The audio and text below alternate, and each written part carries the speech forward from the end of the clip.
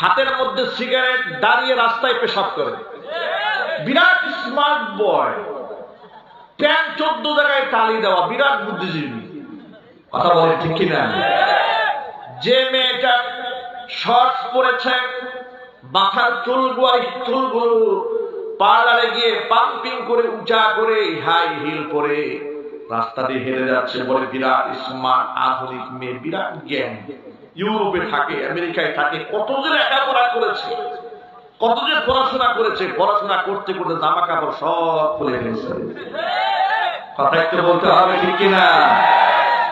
সুজানগরে এই মেয়েটা একেবারেই সাদা সিধা, 17-18 বছর মাত্র বয়স হয়েছে, হাত মোজা পড়েছে, পা মোজা পড়েছে, বিরাট আলখেল্লা পড়েছে, চেহারা কিচ্ছু দেখা যাচ্ছে না। এটা একেবারেই সেকেলে, সে আমলের মেয়ে, সে আধুনিক হতে পারে না, জ্ঞান বুদ্ধি একটু কম। এই চিন্তা চেতনা অনেকের মধ্যে আছে না নাই? আল্লাহ বলছেন, আলা ইন্নাহুম হুমুস সুফাহা, মনে রেখো এরা বোকা নয়। পরকালকে যারা বিশ্বাস করে, আল্লাহকে যারা বিশ্বাস করে, নিজের সতীত্বকে যারা হেফাজত করে, এরা বোকা নয়। বোকা ওরা নিজেরাই, কিন্তু ওরা সেটা জানে না। কথা বলে না ঠিক কিনা? প্রিয় যুবক ভাই আমার, আমি শুধু আপনাদেরকে সাহাবায়ে কেরামের জীবনের ছোট্ট একটা অংশ তুলে ধরেছি। এমন একটি আর দুটি ঘটনা নয়, শত শত হাজার হাজার ঘটনা আপনাদের সামনে একটা একটা করে উপস্থাপন করা যাবে, কিন্তু আলোচনা লম্বা করার মধ্যে কোনো ফায়দা নাই। মূল কথাটা বুঝে নিতে হবে। সাহাবায়ে কেরাম হচ্ছে আমাদের আদর্শের নমুনা। কোরআনে কারিমে আল্লাহ পাক তাদের ঈমানকে আমাদের জন্য ঈমানের মডেল বানিয়ে দিয়েছেন। তারা যদি তাওহীদের উপর প্রতিষ্ঠিত থাকতে গিয়ে এত নির্যাতিত হতে পারেন, তাহলে আমরা কি আমাদের ঈমানি পরীক্ষায় পাস করতে পারবো না ইনশাআল্লাহ? সবাই বলুন না, পারবো না ইনশাআল্লাহ? নাকি কোনো নেতার ভয়ে আমাকে মন্দিরে যেতে হবে? আমি আমার ভাষায় আফসোস করে বলেছি, নেতার সাথে নেতার ডাকে মন্দিরে যাও, কিন্তু রবের ডাকে তুমি মসজিদে যাও না। তুমিও মুসলমান, তুমিও মুসলমান, নেতার ডাকে মন্দিরে গিয়ে ঢোল বাজাও, গান বাজনা বাজাও, বলো আমরা নিরপেক্ষ, আমরা অসাম্প্রদায়িক বাংলাদেশ গড়তে চাই।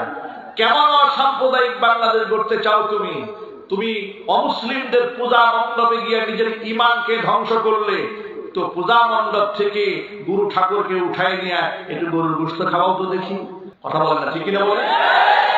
আপনি যদি এত অসাম্প্রদায়িক হন, তাহলে এই অসাম্প্রদায়িক কিংবা এই যে স্লোগান দেন ধর্ম যার যার উৎসব সবার, এই স্লোগান এক পেশি কেন? এই স্লোগান তো সব জায়গায় দেওয়া উচিত। মুসলমানদের ধর্মীয় উৎসব কুরবানির ঈদ, তখন তো হিন্দু বাড়ির সামনে গিয়ে বলেন না যে ধর্ম যার যার উৎসব সবাই আসেন একটু গরু কাটি। কথা বলে না, জাতে মাতা তাহলে ঠিক, ওরা বুঝে এই কাজ এটা হিন্দুদের কাজ না, এটা মুসলমানের কাজ, এখানে যাওয়া যাবে না। তাহলে বোঝা গেল মুসলমানের কাজ বলে হিন্দুকে কুরবানিতে পাওয়া যায় না। তাহলে শিরিক করা মুসলমানের কাজ নয়, সেটা মুসলমানদের আনন্দ উৎসব হলো কি করে? এই জন্য এই স্লোগান হচ্ছে ভণ্ডামি স্লোগান। চিল্লায় বলুন ঠিক কিনা? এই ভণ্ডামি স্লোগান বাদ দিতে হবে। মুসলমানদেরকে শিরিক থেকে বের হয়ে আসতে হবে। শিরিকের গুনাহ করে মুসলমান যদি মরে, নামাজ, রোজা, হজ, যাকাত, তাহাজ্জুদ সব বরবাদ হয়ে যাবে। কোন নবী রাসূল সুপারিশ করে আল্লাহ পাকের জান্নাত তাকে দিতে পারবে না। সুতরাং প্রিয় ভাইরা, আল্লাহ পাক এক এবং একক, লা শারীকা লাহু, লাহুল মুলকু ওয়া লাহুল হামদু ওয়া হুয়া আলা কুল্লি শাইইন কাদির। এই বিশ্বাসটা অন্তরের মধ্যে রাখতে হবে। জবাই করলেও রাখতে হবে, আগুনে পুড়িয়ে ফেললেও আমাকে এই বিশ্বাস থেকে বের হয়ে আসা যাবে না। ইনশাআল্লাহ, ইনশাআল্লাহ, পারবো ইনশাআল্লাহ। আল্লাহ রাব্বুল আলামিন বলেন, ওয়া'বুদুল্লাহ, আমি আল্লাহর ইবাদত করো, ওয়া লা তুশরিকু বিহি শাইআ, আমি আল্লাহর সাথে কাউকে শরীক করো না। আমি আল্লাহর হক আদায়ের পর পরে ওয়া বিল ওয়ালিদাইনি ইহসানা, পিতা মাতার আনুগত্য করো। মনে রাখবেন, এই পৃথিবীতে আসমানের নিচে জমিনের উপর আপনার কাছে আপনি সন্তান হিসেবে আপনার বাবা মার চেয়ে শ্রেষ্ঠ মর্যাদার পাত্র এই পৃথিবীতে আর নাই। বাবা মাকে সেবা করুন, তাদের খেদমত করুন, তাদের হক আদায় করুন। আল্লাহর হাবিবের কাছে প্রশ্ন করা হয়েছিল, কিলা মান আবাদু ইয়া রাসূলুল্লাহ, ওয়াল্লাহ রাসূল, এই দুনিয়াতে সবচেয়ে বেশি হকদার কে আমার উত্তম আচরণ পাওয়া? নবীজি বলছেন, উম্মাকা, তোমার মা। সাহাবী বললেন, সুম্মা মান, তারপরে কে? হুজুর বললেন, উম্মাকা, তারপরে তোমার মা। তৃতীয় নম্বরে বললেন, সুম্মা মান, তারপরে কে? নবীজি বললেন, উম্মাকা, তারপরে তোমার মা।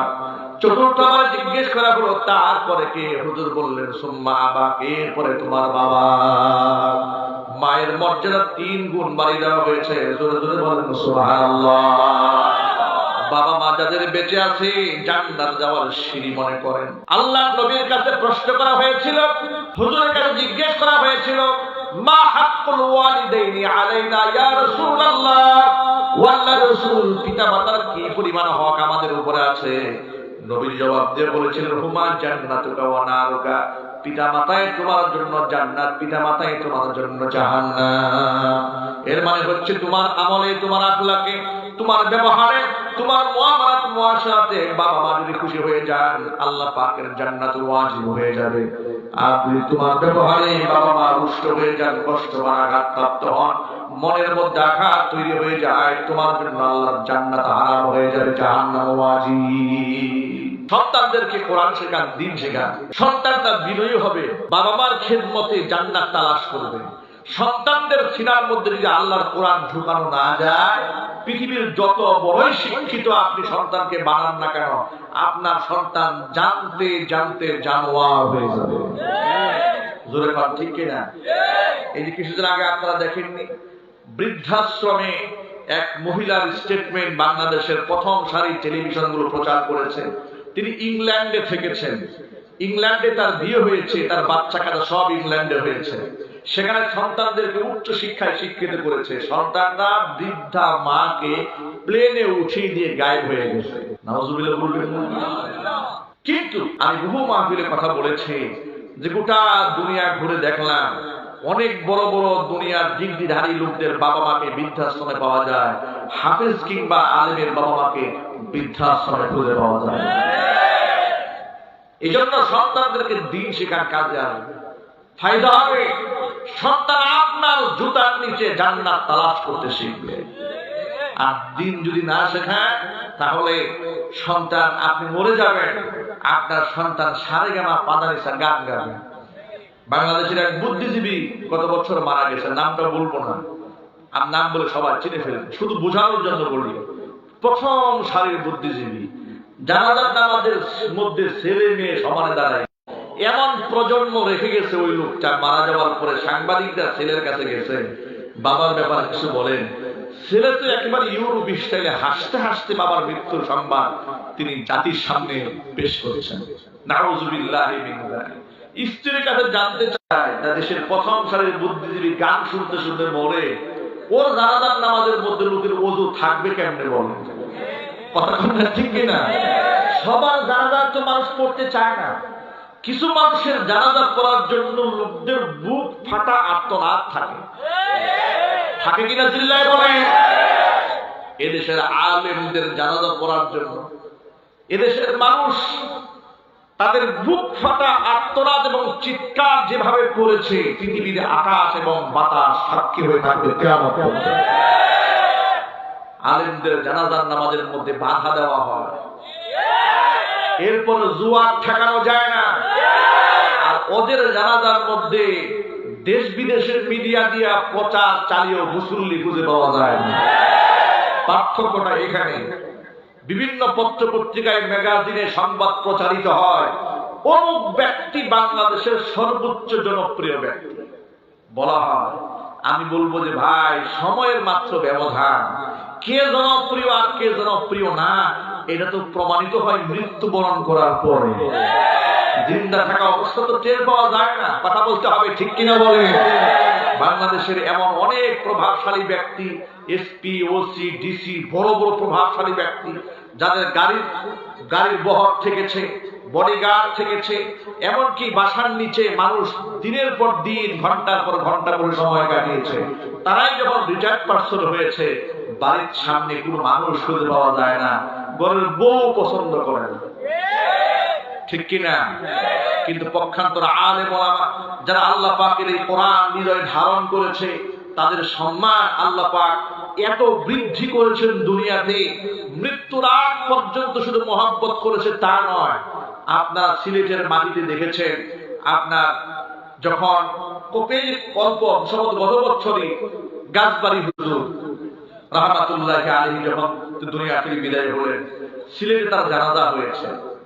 আমার কাছে জানাজার দৃশ্য দেখে মনে হয়েছে এখানে শুধু মানুষ না, আসমান থেকে মনে হচ্ছিল ফেরেশতা নাযিল হয়ে গিয়েছে, ঠিক কিনা বলে? তারা পৃথিবীর কোন রাজা বাদশা ছিলেন না, কিন্তু হ্যাঁ, তারা রাজত্ব করেছেন মানুষের হৃদয়ে রাজ্যে। কথা বলেন ঠিক কিনা? আল্লামা জুবাইর আহমদ আনসারী রাহমাতুল্লাহি আলাইহি, আল্লাহ পাক বেহেশতের উচ্চ মাকাম দান করেন, কত বয়ানে সিলেটবাসীকে শুনিয়েছেন, ঠিক কিনা বলেন? ফজরের পরে বয়ান করেছেন, সকাল 10টায় বয়ান করেছেন, 12টায় বয়ান করেছেন, জোহরের পরে বয়ান, আসরের পরে বয়ান, মাগরিবের পরে বয়ান, ইশারের পরে বয়ান, রাত 12টায় বয়ান, 1টায় বয়ান, 2টো বয়ান। এমন অবস্থা হয়েছে বয়ান করতে করতে স্টেজের মিম্বারে বসে ঘুমায় গেছেন। এত বেশি মহব্বত করেছে সিলেটবাসী তাকে। তিনি যখন দুরারোগ্য ব্যাধিতে আক্রান্ত হয়েছিলেন, সিলেটবাসী প্রবাসী ভাইরা কোটি কোটি টাকা ভালোবাসা দিয়া তার চিকিৎসায় সহযোগিতা করেছে। আল্লাহর বান্দা করোনাকালীন লকডাউনের সময় দুনিয়া থেকে বিদায় হলেন। গোটা দেশের চিত্র, দুনিয়ার চিত্র বড় ভয়াবহ হয়ে গেল। মা মরে গেলেও সন্তান বের হতে চায় না, বাবা মরলেও সন্তান লাশের কাছে যায় না। কথা বলতে হবে, ঠিক কিনা? এমন কঠিন চরম বাস্তবতার সম্মুখীন গোটা জগৎবাসী যখন হয়ে গেল, এমন লকডাউনের সময় ব্রাহ্মণবাড়িয়াতে যখন তার মৃত্যু সংবাদ দেশবাসী জানতে পারলো অনলাইনে, সোশ্যাল মিডিয়াতে, মানুষ যারা জানাজায় শামিল হতে না পারে মেইন রুট ব্লক করে দেওয়া হলো, পুলিশ চেকপোস্ট বসিয়ে মেইন রুট গুলো আটকায় দেওয়া হলো, ঘন জমায়েত যেন হতে না পারে, মানুষ যেন বেশি হাজির হতে না পারে। ব্রাহ্মণবাড়িয়ার পুলিশের দায়িত্বরত যিনি ছিলেন তিনি বলেন যে আমরা সেভাবে প্রচার করি যে সংক্ষিপ্ত জানাজা হবে, লোকজন যেন কম আসে, এই জন্য আমরা মাইকিং টাইকিং কিছু করতে দেইনি। কিন্তু যেখানে 10টায় জানাজা হওয়ার কথা, তেমন লোকেরা আনাগোনা নাই। হঠাৎ করে আধা ঘন্টা আগে, জানাজার নামাজের আধা ঘন্টা আগে ডানে বামে তাকিয়ে দেখছি যে বাঁধ ভাঙা জোয়ারের মতো, সমুদ্রের ঢেউয়ের মতো মানুষ উপচে পড়ছে জানাজার নামাজ। সুবহানাল্লাহ, রাসূল বলেন। একটুখানি বিবেচনা করেন, এই কোরআনে আল্লাহ রাব্বুল আলামিন বলেছেন, ইয়ারফাইল্লাহুল্লাযীনা আমানু মিনকুম ওয়াল্লাযীনা উতুল ইলমা দারাজাত।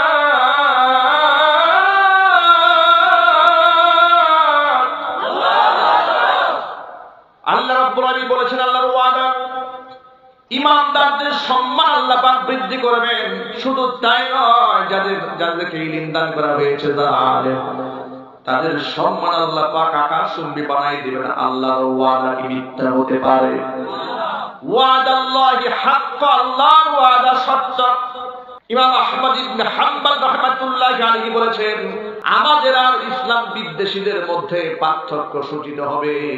পার্থক্য বিশ্ববাসী বুঝতে পারবে আমাদের জানাজার নামাজের দৃশ্য দেখে। তাই হয়েছে গোটা বাংলাদেশে যতগুলো হক্কানি আলেম দেশ থেকে বিদায় হয়েছে, জানাজার নামাজের দৃশ্য দেখে মনে হয়েছে শুধু মানুষ শামিল হয় নাই, যেন সেখানে কাতারে কাতারে আল্লাহ রাব্বুল আলামিনের রহমতের ফেরেশতা নাযিল হয়ে গিয়েছে। সুবহানাল্লাহ। ব্রাহ্মণবাড়িয়ার আশুগঞ্জে যখন বিরাট জানাজা অনুষ্ঠিত হয়ে গেল, লক্ষ লক্ষ মানুষ যেখানে শামিল হয়ে গিয়েছিল, মিডিয়াতে প্রচার করে দেওয়া হয়েছিল যে সেখানে কত মানুষ জানেন হতাহত হয়, কত মানুষ যেন মারা যায়, কত যেন করোনা ছড়ানো হয়ে যায়। এই জন্য 14টা গ্রামকে সম্পূর্ণ ব্লক করে দেওয়া হয়েছিল। 14 দিন পর্যন্ত এতগুলা গ্রামকে কোয়ারেন্টাইনের মধ্যে রেখে দেওয়া হয়েছে। আল্লাহ পাকের ফজল এবং করম, আল্লাহ পাকের দয়া, 14 দিন পরে দেখা গেল একজন মানুষও করোনা রোগে আক্রান্ত হয় নাই। হেফাজত করেছেন কে? আরো যদি বলুন না কে? শুধুমাত্র আলেম হলে সম্মানই পাবেন তা নয়, আপনি যদি কোরআনময় জীবন গড়তে পারেন আল্লাহ রাব্বুল আলামিন আপনার সম্মান আকাশচুম্বী বানাই দেবে। এই যে মাত্র 3-4 দিন আগে বাংলাদেশের খ্যাতনামা একজন ইঞ্জিনিয়ার বুয়েটের শিক্ষক প্রফেসর হামিদুর রহমান রাহমাতুল্লাহি আলাইহি জান্নাতুল ফেরদাউসের আলা মাকাম আল্লাহ দান করেন, জোরে আমিন। হাফিজ জি হুজুর রাহমাতুল্লাহি আলাইহির খলিফা, হাফিজ হযরত ইন্ডিয়া ভারতের, তার খলিফা একজন বুয়েটের শিক্ষক। বাংলায় জেনারেল শিক্ষায় এত উচ্চ ডিগ্রিধারী হওয়ার পরেও আল্লাহ পাকের এই কোরআনের আশিক তিনি এমন ভাবে ছিলেন, আল্লাহর এই কোরআনকে তিনি বুঝে বুঝে পড়তেন, কোরআন পড়ে পড়ে চোখের পানিতে বুক ভিজিয়ে দিতেন। সুবহানাল্লাহ বলবেন না? দেশের উল্লেখযোগ্য অনেক আলেমের চেয়েও বেশি ইলম তিনি হাসিল করেছিলেন কোরআনের মহব্বতে। কোনদিন অহংকার করেননি, নিজেকে আলেম বলে দাবি করেননি, আলেমদের দোষ বলেননি, আলেমদের খেদমত করাকে সৌভাগ্যের কারণ মনে করতেন। এমনকি এত বড় উচ্চ শিক্ষিত হয়ে তিনি মক্তবে বাচ্চাদেরকে এবং মুরব্বীদেরকে আলিফ বা তা শেখাতেন, আল্লাহর কোরআনের শিক্ষক হয়ে গিয়েছিলেন। জোরে বলুন সুবহানাল্লাহ। এই কোরআনের সাথে মহব্বতে অসংখ্য আলেমদের আধ্যাত্মিক রাহবার হয়ে গিয়েছিলেন তিনি। এমনকি তার সাথে মুসাফা করে দুনিয়ার অনেক আলেমরা নিজেকে গর্বিত মনে করেছে, ধন্য মনে করেছে। এই ব্যক্তি যখন দুনিয়া থেকে বিদায় হলেন, খুব একটা এলান হয় নাই, মুখে মুখে একটু রচিত হয়ে গেল। ঢাকাতে অল্প সময়ের ব্যবধানে লক্ষ লক্ষ মানুষ জানাজায় শামিল হয়েছে। তারা বেনামাজি শ্রেণীর মানুষ নয়, ঢাকা শহরের উল্লেখযোগ্য বড় বড় মসজিদ, মাদ্রাসা, খানকা, বড় বড় মুফতি মুহাদ্দিসরা জানাজার নামাজে শামিল হয়ে নিজেকে ধন্য মনে করেছে। এটা আল্লাহু আকবার বলতে হবে না? সম্মান কে দিয়েছে? সম্মান কে দিয়েছে? এই জন্য বলি কোরআনময় জীবন গড়ুন, সম্মানিত হবেন দুনিয়াতে, সম্মান পাবেন কবরে, সম্মান পাবেন আখিরাতে। আল্লাহ তুমি কবুল করে নাও। আর জোরে বলেন আমিন। আমার যুবক ভাইরা, আমি আবার মূল কথায় ফিরে আসি। আমি বলেছিলাম সন্তানদেরকে কোরআন শেখান। নবী করিম সাল্লাল্লাহু আলাইহি ওয়াসাল্লাম বলেছেন, আল্লাযী লাইসা ফী জাওফিহি শাইউম মিনাল কুরআনি কাল বাইতিল খারিব। যার সিনার মধ্যে কোরআনের কোনো অংশ নাই, তার সিনা হয়ে যায় একটা বিরান ভূমির মতো, অনাবাদ জমির মতো। যেখানে মানুষের আনাগোনা থাকে না, সেখানে শয়তান বসবাস করে। যে সিনার মধ্যে কোরআন থাকে না, সে সিনার মধ্যে শয়তানের বাসা বেঁধে ফেলে। সুতরাং আল্লাহ পাক যেন কোরআনের নূর দিয়ে আমাদের অন্তরকে আলোকিত বানান, জোরে বলেন আমিন।